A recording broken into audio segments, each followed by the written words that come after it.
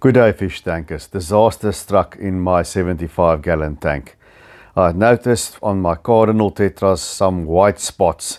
That's where it started, and then it spread to the rest of the tank. Now, white spot is relatively straightforward to treat. You use a combination of or one of the following: raise the temperature to about 30 degrees Celsius, add salt, or use any of a wide range of proprietary mixtures on the market to treat it, and usually you'll be golden. But then it was a bit more than that. If you look at this fish, you'll see it's a sort of a tuft-like growth, and it's on the eyes.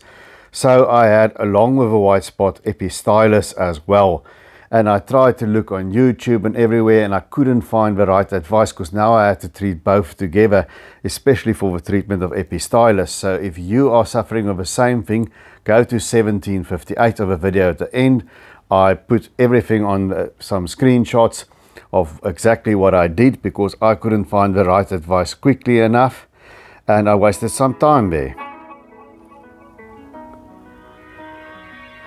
Now there you can see it looks like white spot. I don't know how well you can see in the camera. It's difficult to capture on a camera of moving fish, but you can clearly see this rummy nose is irritated and there are parasites on it. But there's also some that are sort of clump-like and tuft-like, which made me think that I'm dealing with some Epistylis here. And let me know in the comment section if you think I misdiagnosed. But I'm not a guy who likes to use a lot of chemicals on myself and on my fish. I try a more milder, natural approach. There you can see it's not spread evenly across the fish body, and it's different sizes, whereas the white spot is pretty clear and evenly spread. So I went to my first go-to treatment, and that is a product that from Microbe Lift, Herbtana. It's a natural product, and I wanted to try that to see if it can't eradicate the parasites, because white spot is a parasite that's got a life cycle. It's well known, but Epistylis is actually a colony of protozoa that attach themselves to the fish. They don't feed on the fish directly, but the fish carries them to food, and they feed on suspended bacteria in the water. So I used Microbe Lift Herbtana, and I started dosing the tank with that. I like this product because it's milder, it's not as harsh and tough on your filter bacteria and other things. But the Herbtana didn't work there. You see it's getting worse. And as I've said, the Epistylis is a sort of it's not a parasite, but a protozoa that's carried around much like barnacles on a whale. The fish carries it to food because it feeds on waterborne bacteria. So I went to Jacques at McMarva, thanks to him for the help. And then we started a different treatment. We added 1 tablespoon of aquarium salt per 10 liters of water. So I worked on about 250 liters. That's 25 tablespoons of aquarium salt. I diluted it in a bucket of tank water, and I added that. And then we went the cupramine route. Now, cupramine is a potent treatment. It's a copper-based treatment. So luckily I didn't have any snails or shrimp in that tank, because it will kill snails and shrimp. But we decided to nuke it, and we did the treatment a little bit different. It says 1 milliliter for every 40 liters of water, but if it's fresh water, you need to halve the dosage. So we didn't halve the dosage. We stayed with a full dosage of 1 milliliter per 40 liters of water, along with a salt treatment. And there you can see this Colombian tetra really isn't doing well. And that, I think, is a good example why I thought I didn't just have white spot here. Because if you look closely, you can see it's uneven sizes. It's sort of tuft-like, and it's on the eyes of a fish as well, which you don't usually see with white spot. So let me know in the comment section if you do not think this is Epistylis. But I had the first treatment in, and this is day 3, and it seemed to be getting ever still worse. And here you can see with this cardinal tetra is certainly the worst for wear and not doing well. But, you know, with these things, sometimes it gets worse before it gets better. So we've got the salt, we've got the cupramine in on day 1. And on day 3, as it says on the cupramine bottle, you do a second treatment. And that's what we did. On day 3, we added another treatment of cupramine, but we used 1 milliliter per 40 liters of aquarium water. We didn't halve the dosage. We used the full dosage on the bottle for marine tanks. It says on the bottle to halve it for freshwater tanks. We did not do that. Right, now you can see this is day 4. You can see that those lumps, those tufts are becoming sort of more loose. It almost looks like they want to fall off the fish. And the fish, you know, when they're suffering from parasites that affects their breathing, they'll go to the filter outlets or the air stone from the filter there.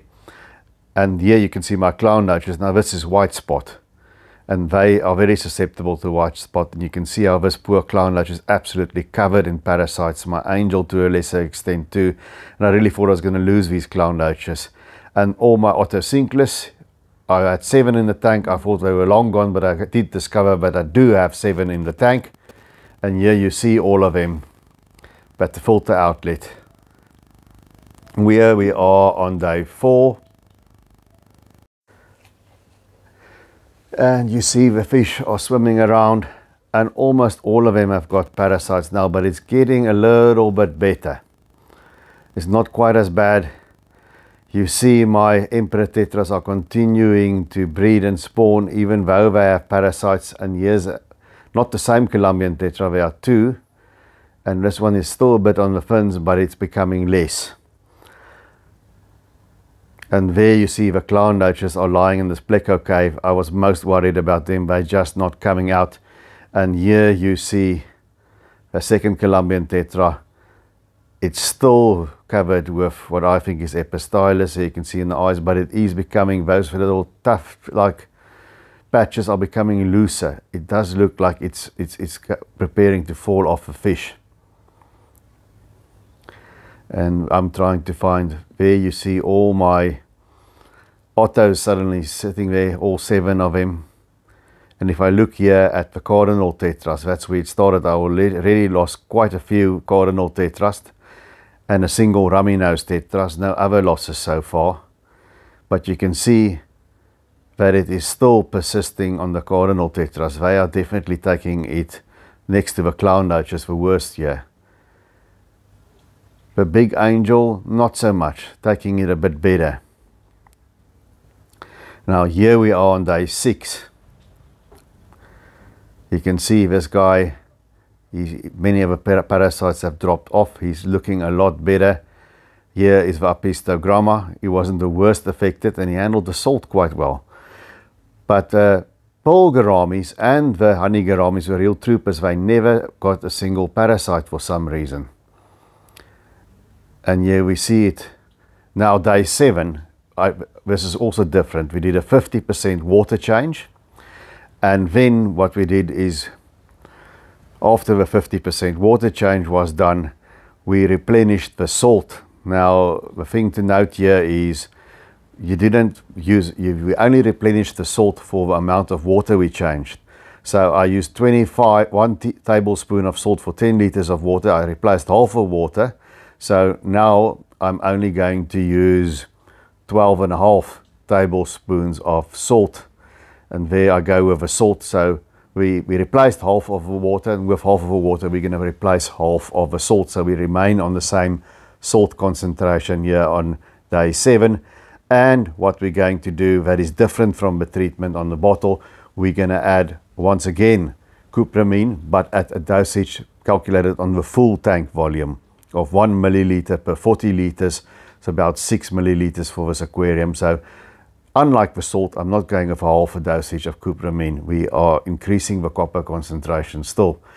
And you can see even my fry survived. There you see there's even a melanistic emperor tetra fry, a little baby that popped out, and I really didn't want to use him. They are doing well, but the cardinal tetra, here's another one that's not looking good. And I lost this one as well. By the next day, he was gone too. So the cardinal tetras, really, it came in on them. It started with them, and it's hitting them the hardest. But we are continuing with the treatment now. Here we are on day 8. Things are getting better. The white cloud mountain minnows, also troopers, didn't even get a single parasite. And the rummy noses are through the woods, but not the cardinal tetras, unfortunately. And then on day 9, we added another dose of cupramine at 1 milliliters per 40 liters of water. That's about 6.5 milliliters for a 250 liters of volume that I was working on here, taking into account for displacement of hardscape and the substrate. And now we are on day 10. You can see almost no parasites here, and the clown loaches have recovered. I saw the big one pop out for the first time, and most of the parasites are gone. Feeding time, they're coming out, they're feeding normally, and it seems we are out of the woods. But you see on this emperor tetra, now we've got, if you can look closely, because of the epistylis, there's lesions on the body. And on day 15, I did a 50% water change again. And now I'm finished with the treatment. I didn't add cupramine. And on day 17, another 50% water change. So now we should have gotten rid, I actually did more than 50%, as you can see there. And now with these two big water changes, we got rid of almost all the salt and the cupramine, the copper treatment. But you see I've got this one emperor tetra here. It doesn't look like white spot, doesn't look like epistylis, but the parasites caused lesions on the skin, and I started to treat for secondary bacterial and fungal infections, and that I just used the mild treatment. This is microblip Artemis, not the Aptana, Artemis. And I gave it daily treatment of Artemis now that the cupramine and the salt is out. I lost that one little emperor tetra. So what we lost here in total, I've lost 10 of my cardinal tetras. I lost a single rummy nose tetra and a single emperor tetra, but the parasites are gone. The water is back to normal, big water changes. I'm just treating for, there's another small little emperor tetra here that has a little bit of a patchy fungus thing on the side, and I kept treating with the Artemis, and that went away as well. So all the fish are healthy now. We're out of the woods, and this treatment worked. So it was a stressful thing, because white spot, you want to raise the temperature. Epistylis, you have to lower the temperature. But I couldn't lower the temperature below 27 degrees Celsius, because that's the ambient temperature here. It's summer. So I kept the temperature at 28, despite what they tell you of Epistylis, because I couldn't get it lower. But the copper and the salt treatments wreaked havoc on my plants. You can see with Cryptocorinus especially, there's just a stalk left of that guy and just a tiny stalk left of that guy. But they've already started growing back, so it made my crypts die back quite a lot, the combination of copper and salt. And even the Vallisneria, you know how dense my jungle val is, and look at what it is now, lots and lots of dieback. But it's a choice you had to make, and I'm sure it will recover. But interestingly enough, here you see the Anubias, and that has thrived. It's made a whole new leaf very closest to the camera, and there's even a flower during the course of this treatment of cupramine and salt. And you'll even see the Java fern that is just almost dying in this tank for so long now, suddenly made a little comeback, as did the Anubias there. It's got a new leaf, but the rest of my plants took a beating, the bulbitis and everything. So what is the takeaway from this? How did this happen? Obviously, I'm not sure about Epistylis, but white spot you have to bring into a tank. And I got some new fish, a couple of cardinal tetras, and a couple of honey gouramis and a couple of pearl gouramis. And along with that, a whole bunch of potted plants that I was going to use for a build that I just stacked in the front of a tank here. And I think that created the perfect storm. I think it didn't come in with the plants, it probably came in with the cardinals, because that's where the parasite infection started. And if I think back, you know how your mind goes. I remember one of the 3 cardinal tetras that I bought had a little bit of a scrape that looked just like a little scrape on its body. And against my own instincts, I bought it. And of course, you're going to let me have it in the comment section. I didn't quarantine, which was a very, very bad mistake. Quarantine tanks are like wine collections to me. They don't last. The quarantine tank becomes another tank in the end. And usually I just make sure there's no diseased fish in the tanks where I'm buying, that they're all healthy. And it's always worked. I give them a dose of Artemis followed by a dose of Aptana as I put them in the tank, and I've never had problems. And you get overconfident, and it backfired this time. So always quarantine your fish and go with your gut instinct. Guys, I know it's a heavy subject, but please smash that like button. I'll greatly appreciate that. And if you have people suffering from ick together with an Epistylis infection and don't know what to do, then share this video with them, because I really battled to find something, especially with Epistylis on the internet. They tell you Canaplex and they tell you, I think the other one was Water Life Protozoan, but they want the temperature down to 21 degrees, which I couldn't do in this tank. And I figured cupramine, the copper, if it kills shrimp and if it kills snails, it will kill Epistylis, a protozoa as well, and evidently it did, and it worked. So that is the big takeaway from here. Quarantine your fish. Don't do what I did. Just put up a small quarantine tank, and you can either treat them prophylactically with aquarium co-op likes 3 kinds of medication. Myself, when I did quarantine, when I was a good boy, I just like to watch them for 3 to 4 weeks and see if I have any diseases. I'm always afraid that I'm going to build immunity to the medication, so I don't medicate if there's nothing wrong. But different strokes for different folks, as they say. And guys, please remember to subscribe. I will always greatly appreciate that. And everything is peaceful now. I saved the vast majority of my fish. There's only 5 cardinals left now, but you still see 7 rummy noses schooling there. And the 1 emperor tetra that I lost is not such a big deal, because I've got a thriving breeding colony here and all the fry made it. So that's also a positive. But it was a good 15 days of hell here until the treatment was done and I started doing the water changes to get everything out. And then of course you had those secondary small little bit of fungus here and there on the skin from the lesions on some of the fish, which I got on top of. Didn't lose any one, bar the emperor tetra. It was way too far gone. So that is it for me. Guys, tell me in the comment section, what were your experience with white spot? What's your experience with Epistylis? Have you ever had them together? Do you think I made the right diagnosis here?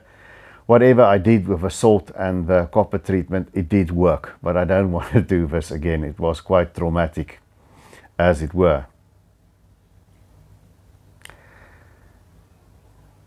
But the 3 clown loaches, you don't see them now. They come out at feeding time with water pigs, but they also pulled through this quite well.